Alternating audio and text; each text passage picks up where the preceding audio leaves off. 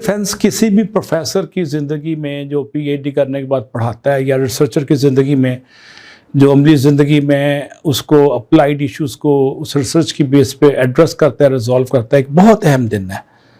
और ये उस दिन जो पीएचडी का डिफेंस करने वाला कैंडिडेट होता है, पीएचडी स्कॉलर, वो बहुत टेंस होता है, प्रेशर में होता है।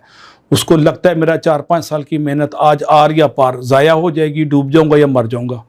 और वेस्ट में ऐसे वाक़यात सुनने को मिलते हैं कि पीएचडी डिफेंस सही नहीं हुआ तो लड़के या लड़की ने खुदकुशी कर ली, और वो ये नहीं कहते चलो जी पास कर दो, गरीब है तो ये है, तो वो फिर मेरिट पे जाते हैं। बट ऑन टेक्निकल ग्राउंड्स पे या तो रिजेक्ट कर देते हैं या एक्सेप्ट कर लेते हैं या थोड़ा बहुत छूट दे देते हैं। 17 जनवरी 1995 में जॉर्ज वाशिंगटन में की यूनिवर्सिटी में वाशिंगटन डीसी में जो 2 फुरलांग दूर थी व्हाइट हाउस से, मैंने नोट किया, बल्कि मुझे मेरा पीएचडी डिफेंस नोटिफाई हो चुका था। सुबह 9 बजे मैंने स्टार्ट करना था और 12 बजे तक टाइम था। तकरीबन 3 घंटे का डिफेंस हुआ मेरा। मैं ट्रैफिक रश की वजह से वर्जीनिया से 1 घंटा 2 घंटा पहले निकल के वहाँ जाके बैठ गया। 7 बजे बैठ गया और दरवाजे तंबू कनातों वालों को मैंने दरवाजे खुलवाए जाके। गरम गरम मैंने ब्लैक कॉफ़ी ली और कॉफ़ी पीते मैंने नोट किया कि मेरे हाथ थोड़े से कांप रहे थे। लाशऊरी तौर पे एक स्ट्रेस था।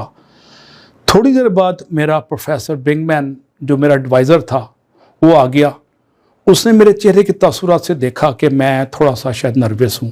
हालांकि मैं समझता हूँ कि मेरा शायद अल्लाह ताला ने मेरे असाब निस्बतन ज़्यादा स्ट्रॉन्ग बनाए हैं, अल्लाह का बड़ा करम है। लेकिन मैं चूँकि सारे गोरे प्रोफेसर थे, हम थर्ड वर्ल्ड के रवायती ग़ुलाम दर ग़ुलाम, तो वो एक नेचुरल चीज़ थी कि थोड़ा सा एक खौफ और रास होता है कि कोई बाबा उड़ाना दे, गोरा बाबा। मेरे प्रोफेसर्स में एक खातून थी, प्रोफेसर डॉक्टर हॉलमैन, जो यहूदी थी। मेरा एडवाइज़र भी यहूदी था और टीम में 5 में से 3 यहूदी थे। एक पाकिस्तानी प्रोफेसर्स थे जो आजकल लाहौर में है माशाल्लाह, और 2 वाइट अमेरिकन। और इस पैनल ने मेरा ठीक ठाक एक जिस्मानी रिमांड, जिसको उर्दू में कहते हैं ना, मज़ाहिया तौर पे मैं कह रहा हूँ, उन्होंने एक किस्म का मेरा सवालों के ज़रिए जिस्मानी रिमांड लिया और बड़े मुश्किल सवाल किए। लेकिन 7 से लेकर 9 बजे तक जो 2 घंटे में वहाँ रहा, हर प्रोफेसर मुझे हिम्मत दिला रहा था, डायरेक्टली इनडायरेक्टली स्माइल से बात कर रहा था ताकि मैं टेंस ना हूँ। कोई मेरे से पाकिस्तान के वाक़यात पूछ रहा था, कोई वज़ीर-ए-आज़म उस ज़माने में ख़वातीन जो थी खातून बेनज़ीर की बात कर रहा था, कोई पाकिस्तानी कल्चर की बात कर रहा था, कोई मेरे से म्यूज़िक के शौक़ की बात कर रहा था ताकि मेरी अटेंशन डाइवर्ट हो। सबसे बड़ी बात है कि प्रोफेसर बिंगमैन, जिसने मेरा डिफेंस में मुझे डिफेंड करना था, मेरा अटर्नी था, मेरा एक किस्म का वकील था, जिसने सारा मेरी रिसर्च को सुपरवाइज़ किया 4-5 साल। जब पीएचडी का डिफेंस शुरू होने लगा तो डिपार्टमेंट चेयरमैन ने प्रोफेसर बिंगमैन से पूछा, डॉक्टर वाटर्स डिपार्टमेंट चेयरमैन थे गालिबन, उन्होंने प्रोफेसर बिंगमैन से पूछा कि how is your candidate. Candidate का मतलब है मैं उम्मीदवार था, आपका उम्मीदवार की तैयारी कैसी है। अब वो तारीख़ी अल्फाज जो प्रोफेसर बिंगमैन ने अदा किए मुझे मॉरल सपोर्ट देने के लिए, मुझे हौसला, उम्मीद और हिम्मत देने के लिए, वो गोल्डन अल्फाज से लिखने के काबिल हैं। और आज भी मेरे जहन पे नक्श है उसकी पॉजिटिविटी। ये अमेरिकन प्रोफेसर्स की पॉजिटिविटी है कि वो रिसर्च कराते हैं, रगड़ा देते हैं, लेकिन जब उनको तसल्ली हो जाती है कि रिसर्च ने कुछ सोसाइटी में वैल्यू ऐड कर दी है, then they go extra mile to support him और हर। यही जज्बा प्रोफेसर बिंगमैन में नज़र आया। उसने तारीख़ी अल्फाज कहे जो आज भी मेरे ज़हन पे नक्श हैं। उसने कहा, I am keen and eager to award him PhD degree today. ये उसकी उम्र को 75 साल थी उस वक्त।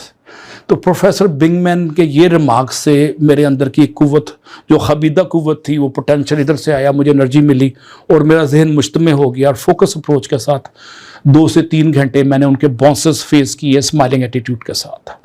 अगर प्रोफेसर बिंगमैन वो फिक्रा ना कहता तो शायद मैं थोड़ा बहुत शैटर होता, शायद मेरा ईमान थोड़ा सा तहकीक के तनाजुर में मुतज़लज़ल हो जाता। लेकिन मज़े की बात है और हैरानगी की बात है कि उस प्रोफेसर ने, उस पूल ने मेरे से टेक्निकल सवालों में तो कोई कसर उठा नहीं रखी, लेकिन साथ साथ किसी ने मनफी रिमार्क्स नहीं दिए, किसी ने ये नहीं कहा कि आप उठ के आ जाते हैं, मुँह कुछ पता होता नहीं, इस तरह की बातें किसी ने नहीं की। और मेरे लिए बड़ा लम्हा फ़िक्रिया था और मैं बड़े प्राइड के साथ जब डिफेंस करके 3 घंटे बाद उन्होंने कहा बाहर बैठ जाएं और हम 1 घंटे बाद आपको बुलाएंगे। उन्होंने आधा पौना घंटा मुज़ाकरत किए, आपस में डिस्कशन की मेरी रिसर्च पे, اور مجھے آج بھی پروفیسر کا نام یاد آ رہا ہے یا آ چکا ہے. وہ تھے پروفیسر، ابھی مجھے ایک پروفیسر آئے ان میں سے، اور انہوں نے کہا کہ Ali Sajid now you are doctor Ali Sajid, congratulation. میں زمین پہ ہمت ہار کے سر جھکا کے بیٹھا ہوا تھا. میں نے کہا پتہ نہیں پاس ہوتے ہیں یا نہیں ہوتے، اور میں ذہنی طور پہ تیار تھا کہ میں اپنا سامان پیک کر کے کل چلے جاؤں گا.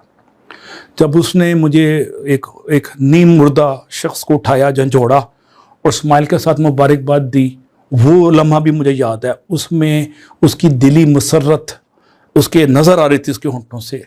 اس کی گفتگو میں جو امید اور ہمت اور حوصلہ تھا، اس نے مجھے اٹھایا، اور میں بے دم سا زمین پہ گرا ہوا ایک تھرڈ ورلڈ کا محکوم اور مفلوق الحال جو اسٹوڈنٹ تھا، اس کی گفتگو نے مجھے انرجی دی. اور میں نے جب پاکستان میں پی ایچ ڈی ڈیفینس کروائے، میں نے وہی وتیرہ اختیار کیا. جنرلی تھرڈ ورلڈ میں، ایشیا، ساؤتھ ایشیا میں خاص طور پہ، پروفیسر نارملی سراپائے تکبر یا سراپائے کیا ہوتا ہے جناب بادشاہ سلامت کلچر کے فالوور ہوتے ہیں، اور کہتے ہیں مستند ہے میرا فرمایا ہوا، آپ کو ریفیوزل کی کوئی حق نہیں ہے، آپ اختلاف نہیں کر سکتے، اور آپ سکہ بند جواب دیں گے تو ٹھیک ہے ورنہ فارغ. ان کا ایٹیٹیوڈ تھا کہ کچھ لو اور کچھ دو، راستہ بتاتے تھے، نکالتے تھے، اٹھاتے تھے. حوصلہ اور ہمت کو بڑھانے میں ان کے الفاظ مدد کرتے تھے. وہ پازیٹیو گفتگو ہوتی تھی امریکنز کی. پی ایچ ڈی کے ہر ڈیفینس میں نے یہی دیکھا. پہلے بہت رگڑا، اس کے بعد وہ ایک پیار کا اظہار، جس کو علامہ اقبال ایک شعر میں کہتے ہیں کہ جو ہلکا یاراں تو بریشم کی طرح نرم ہو، ہلکا یاراں تو بریشم کی طرح نرم، اور رزم حق کو باطل ہو تو فولاد ہے مومن.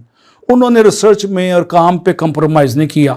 جب ڈیفنس میں آیا کہ اب تسلی ہو گئی ہے، ریڈ کر لیا، سارا کچھ رگڑا دے لیا، تو سراپایا شفقت وہ بن گئے، اور انہوں نے میرے جیسے کمزور انسان کو اٹھا دیا. میرے جیسے کمزور سے مراد ہے ہر ساؤتھ ایشین کو پھر وہ انکریج کرتے ہیں. ان کو پتہ ہے کہ ہم مصیبتوں کے مارے ہوئے لوگ ہیں، ہمیں بیسک رائٹس کا مسئلہ ہے، ہمیں ہیومن رائٹس کا مسئلہ ہے، ہمیں اکنامک ڈسپیرٹی کا شکار ہیں ہم لوگ، اور ہمیں اقتصادی بدحالی ہر ایک کو مارتی ہے. یہ بھی مرے ہوں گے، لیکن ان کے باوجود انہوں نے اپنے ایٹیٹیوڈ سے سینکڑوں ہزاروں میرے جیسے بندے نکالے. تو یہ پی ایچ ڈی کا واقعہ میں نے آپ کو اس لیے سنایا کہ آپ میں سے جو پی ایچ ڈی کر رہا ہے یا کروا رہا ہے، اس کو ان بیسک ہیومن ایتھکس کو ہی اور she must follow and observe.